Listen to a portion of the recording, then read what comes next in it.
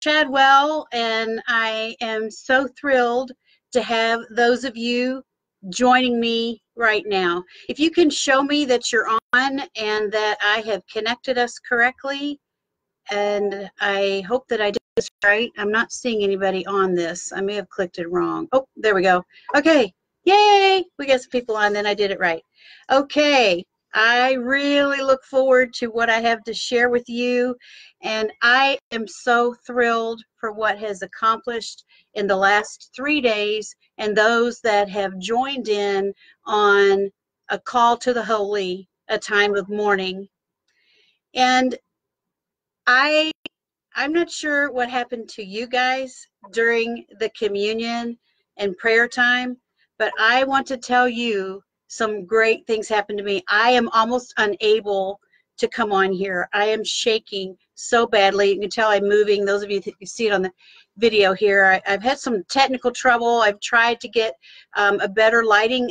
This room is actually very well lit, but somehow this camera is picking up some backlight and dimming. I don't know. So I am so glad you're here. First of all, if those of you that are on here and this is your first fast, your very first one, right now, do a little thumbs up or something like that. I'd like to see how many this was your very first time of fasting. So I'd like to see some little thumbs up on there. All right. The power of fasting, the power that you have gained through this time of fasting and prayer is unbelievable. And I think that you're experiencing that right now. You are experiencing a different level of strength that you did not know was really even available. Because you see, we are so often, as I've said, we are so physically focused. We are so physically drawn to take care of our physical.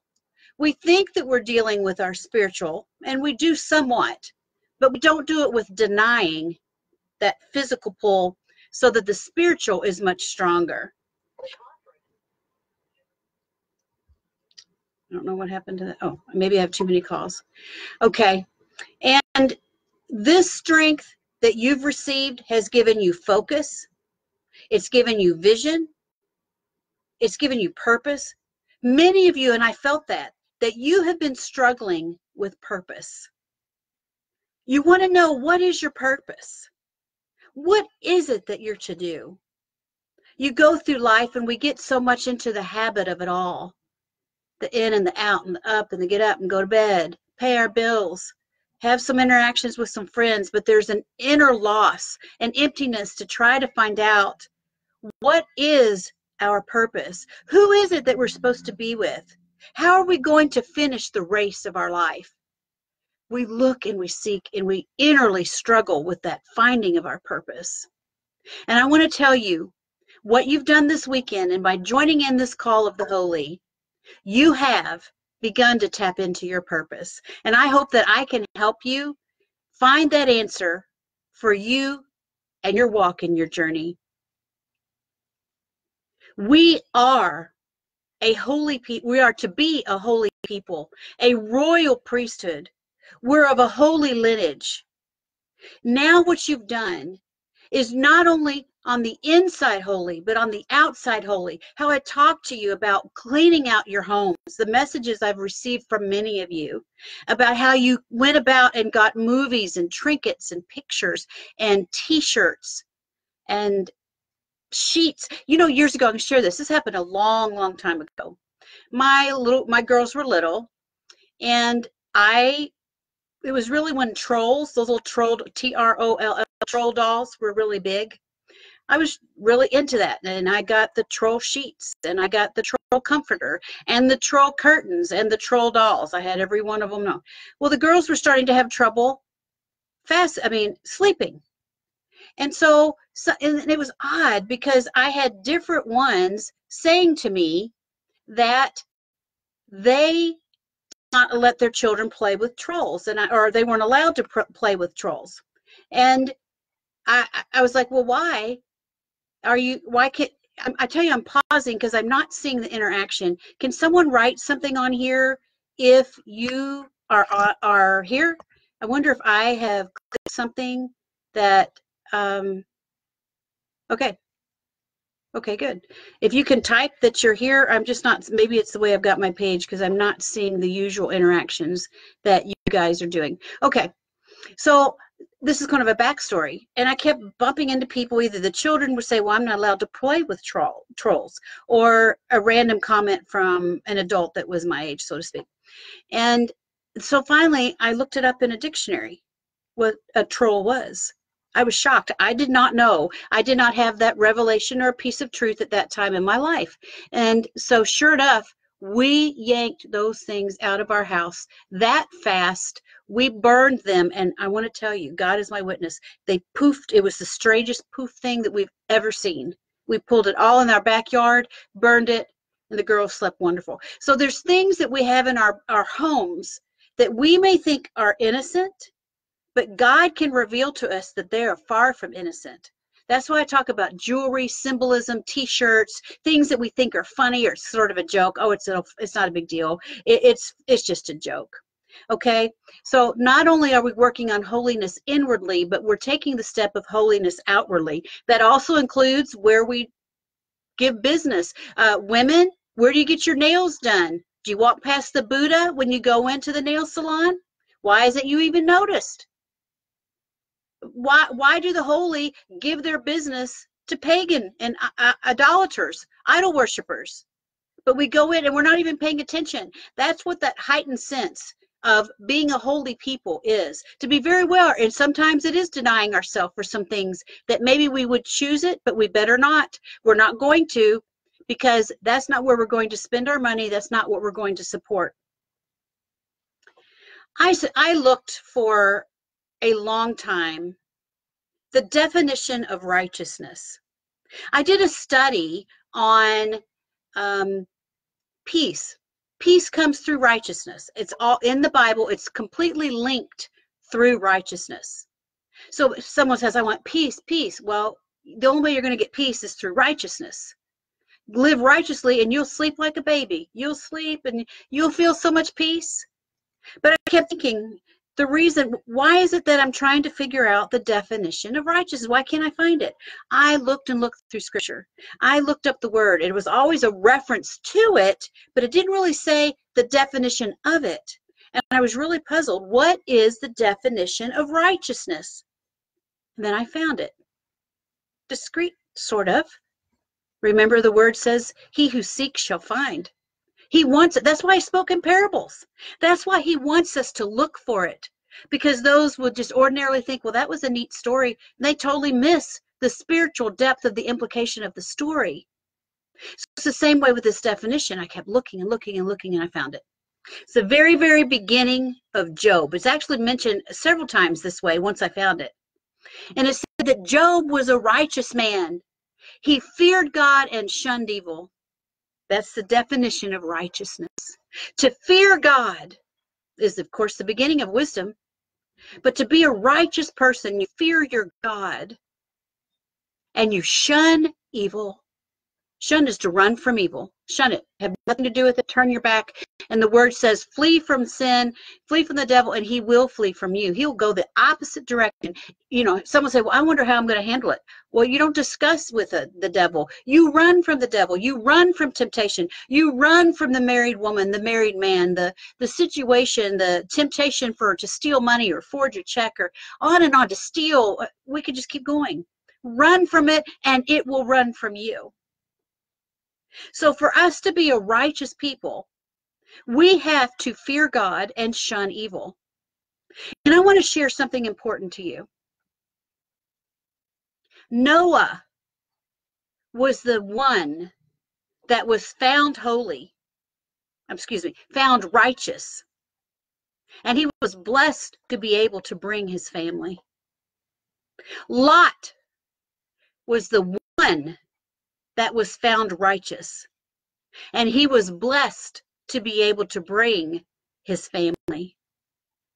Your actions, your righteousness is not unnoticed. You doing it alone, you following, walking up the hill and pulling that load, it's not unnoticed. Beg God to bring your family with you. During my time of prayer and communion, my prayer was about my children. I've continued to say to God, God, I will do this. I've been telling him this since this ministry took off. I will do this. I ask that my family be with me. I've continued to say that. I pray for their holiness. I pray for their purity. I pray for their obedience. I pray for their hunger for the word, the knowledge of the word. I pray for them to be warriors and leaders and to be in ministry. I need them. I want and beg and pray for my lineage to be holy. I pray for 12 generations past me. By name, I pray for my children, their spouses, my grandchildren by name, and then 10 generations after that. Should the Lord tarry, they are prayed for. Specifically, long when I'm gone, my children are gone, grandchildren will even be gone.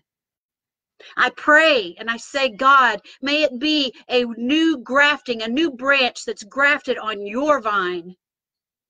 As I've shared before, I'm an orphan girl. My story, I'm the youngest of 6 children. My mother was 13 when she got married, 14 when she had her first child, 20 when she had me, 6 children in 6 years. One day my daddy got a shotgun, came down the gravel lane, and shot my mother with the shotgun. She survived. The state got involved. There was poverty, there was violence, there was alcohol. I was actually starved. I had a lot of things happen. Then we were put in foster care. When I was in foster care, I was tied up with ropes. I was put in closets. I was smothered. I had sprays sprayed on me. I was tied down. I could keep going. Then I was eventually adopted by a family that I know at the beginning they had the best of intentions, but over time things changed. It was very, very hard. And I wrote the book Dripping in Grace, and it's on Amazon if you want to get it. But it's the story that I went through. But I landed in adulthood with a lot of wounds and a lot of questions. However, I had a strong drive within me. I'd been hearing God's voice for a long time. Since I was a child, I just didn't know quite who he was. Sometimes he told me where to hide. Sometimes he told me where to go. Sometimes he told me what to say. And then as I got older, I started writing down his words. So let me tell you, my daddy wasn't a preacher and my granddaddy wasn't a preacher. I'm not the woman in the white robe. I've made a lot of mistakes. Earlier when I was praying, I was like, God, forgive me for the mistakes I've made. I've fallen many times, but praise God, I've stood back up. It's not easy to be here in front of you. It's not easy to lead, but it burns within me. And God uses the broken. He uses the ones with the greatest wounds if you're willing to give it to him. If you want it to be about fame, if you want it to be about money, you'll never find contentment. Godliness with contentment is great gain. Oh, you'll have people surround you. You'll feel like you're important, but there'll be an emptiness because you're not really doing it for the right reason. I want to tell you a couple of things that went on this weekend.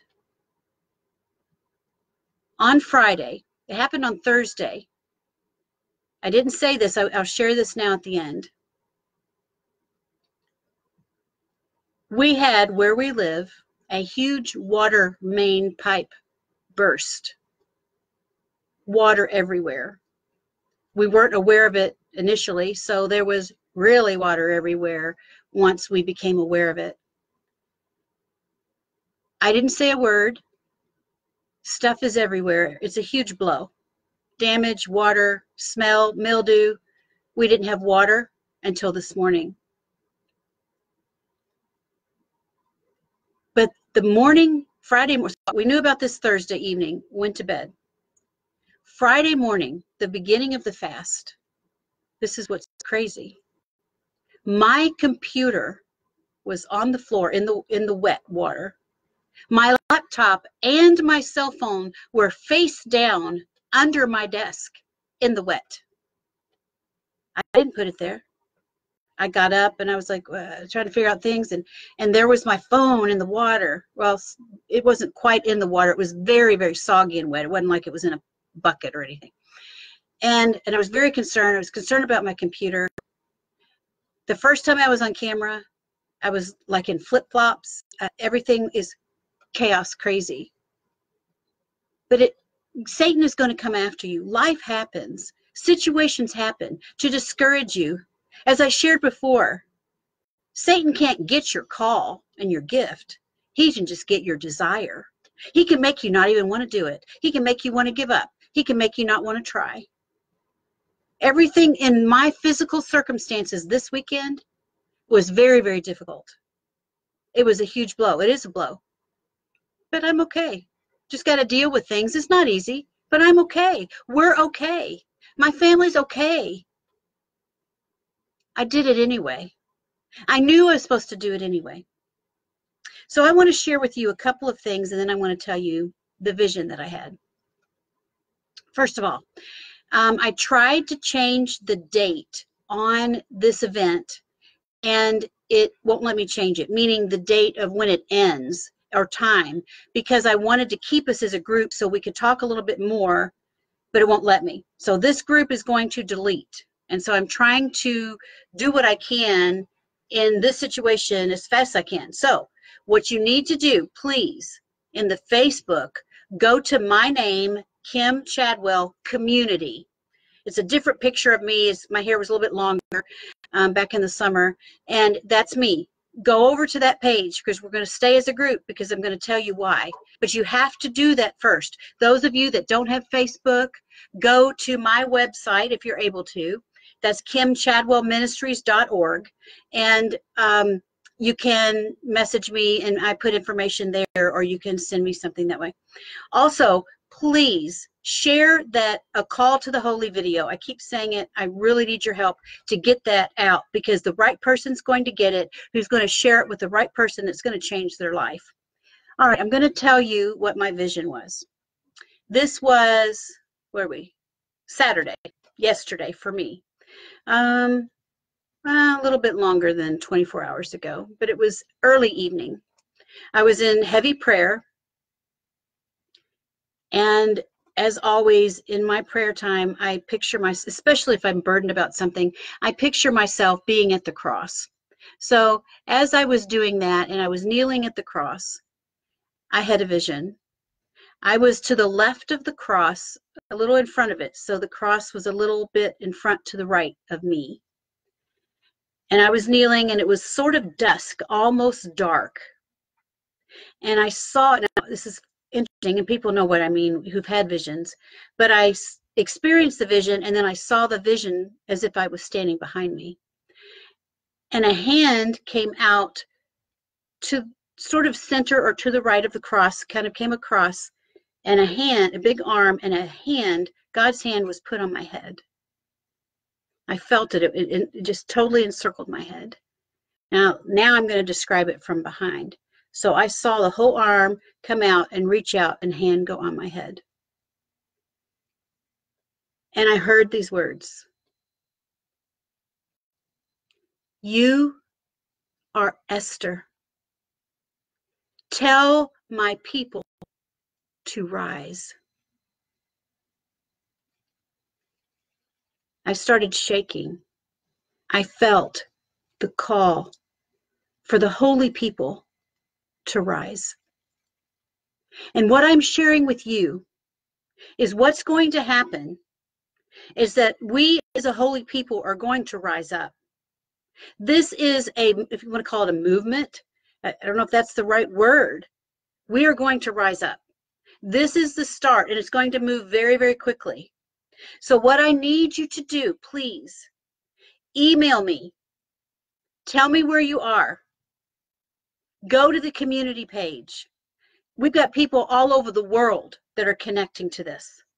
I saw exactly what we're going to do. We as a holy people are going to rise up against this injustice, the injustice against us, the injustice to the believers, the injustice to those that believe in a holy God and a holy righteousness, that believe in our children should live at peace, Our children should not be forced to learn and we should not be so tongue-tied that we have somebody called Antichrist and transgenders and homosexuals, sodomizers running around telling us what to do. This is over. We are finished being the silent majority, the silent lazy lambs, the lazy sheep. Oh, we've got our identity, all right. We just walk around munching grass all the time and let everybody tear everything apart to the point where suddenly we look up and our pasture and our fences got all boxed in while we were sitting back doing nothing. This, I even know, since the vision, I even know what we're going to do. I even know how we're going to do it. God has shown me that there is a supernatural, let's see, let me write it down because I wrote it down, a supernatural sense of identity that took place this weekend, that he has gifted it to people that are listening to me right now, my voice, this weekend. There's something that you're receiving from this. And that number one is a supernatural sense of identity. You suddenly, you know who you are. You are a holy person. You are a holy people, a part of a holy nation. God also told me I'm not to call it the church. He said, tell my people to rise. A holy people. We are a holy nation that's going to rise. From within all of that, the church will come forth. But judgment has to come to the church first. The churches are a mess. God also told me Jewish people are going to join us. A holy nation with a sense of a supernatural compass of right and wrong. A moral compass is coming alive in people that are listening to me right now. This weekend, you feel it. You suddenly know who you are. You suddenly have a sense of what is right and wrong, and this is enough. This is enough. We have children being tied up and chained up and cut up for body parts. We have babies being born for body parts, for the blood, for the money, body organs.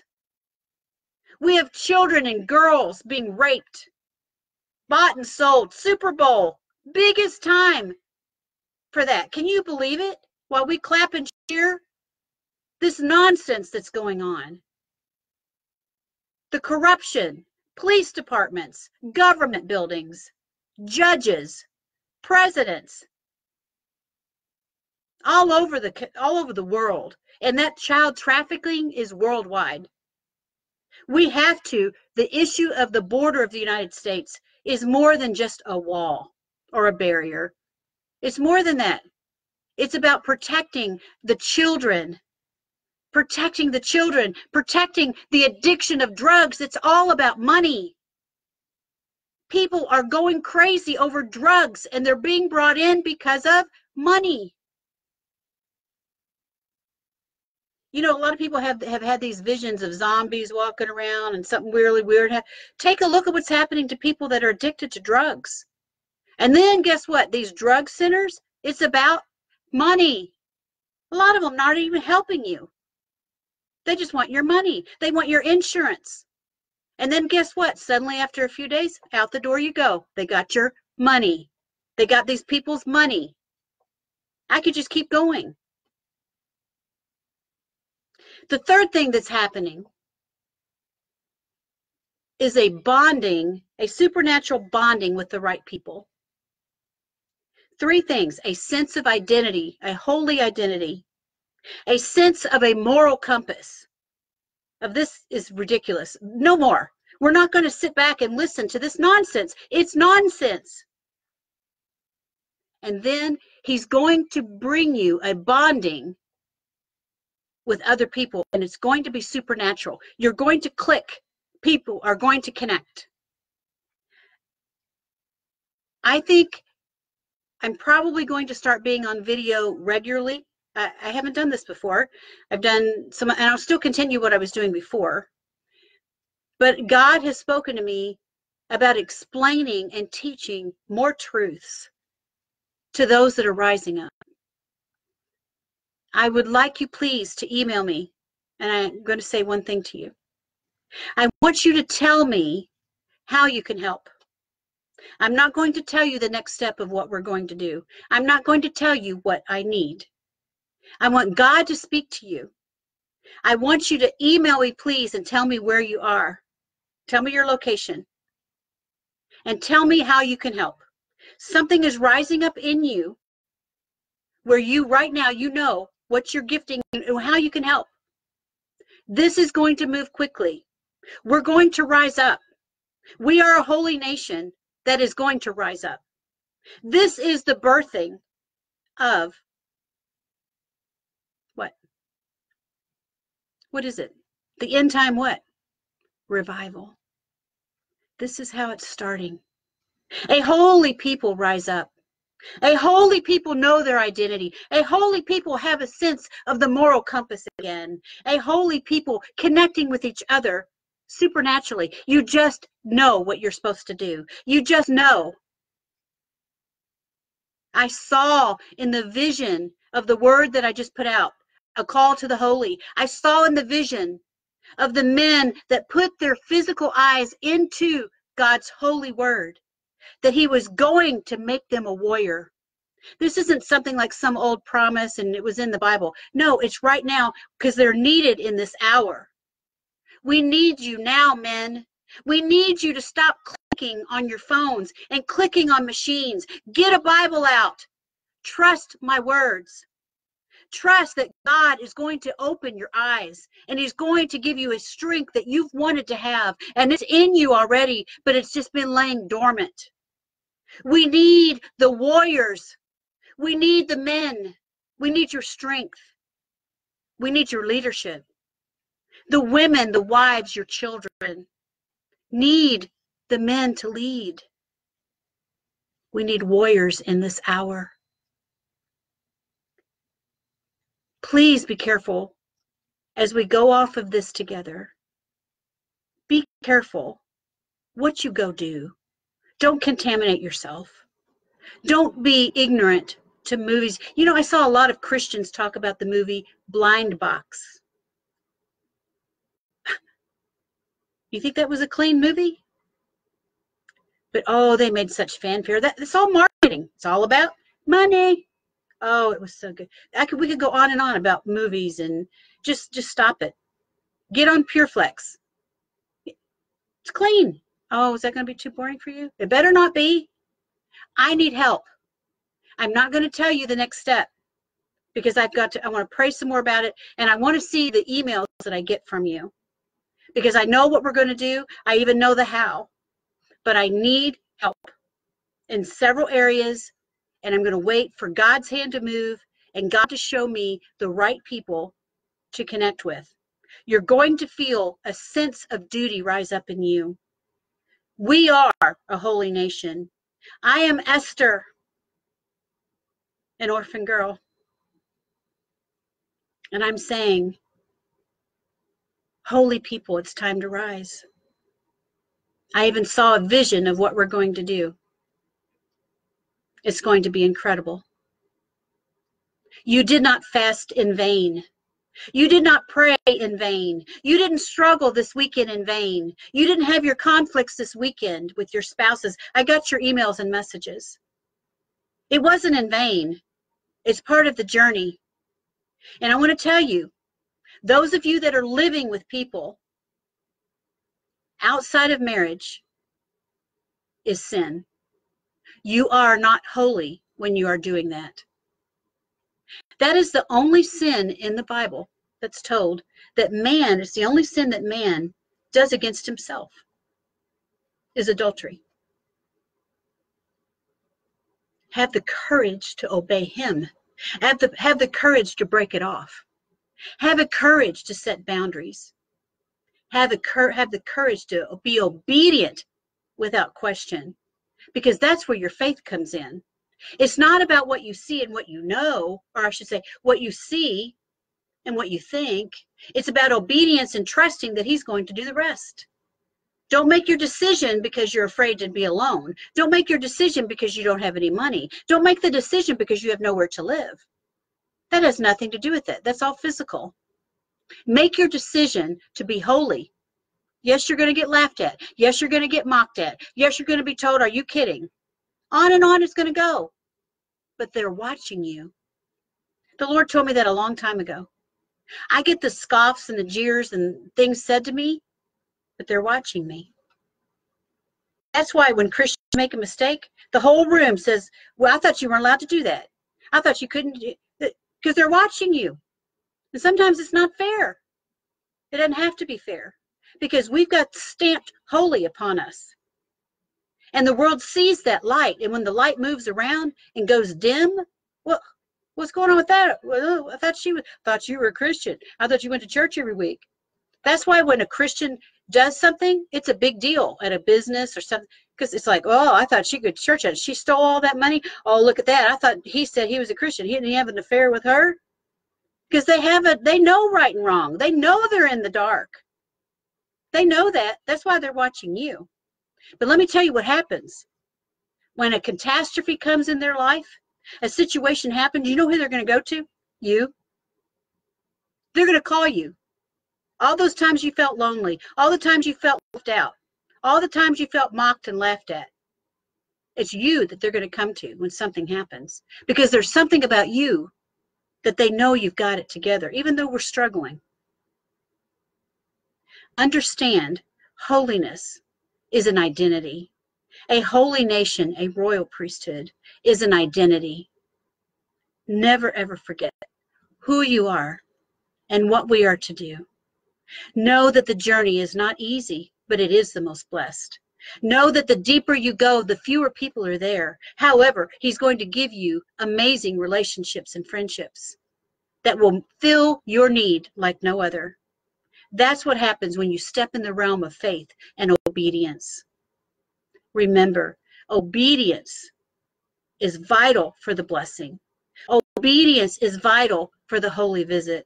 Obedience is vital for the supernatural message and encounter. Be obedient even when you don't quite understand. Be obedient when it's difficult.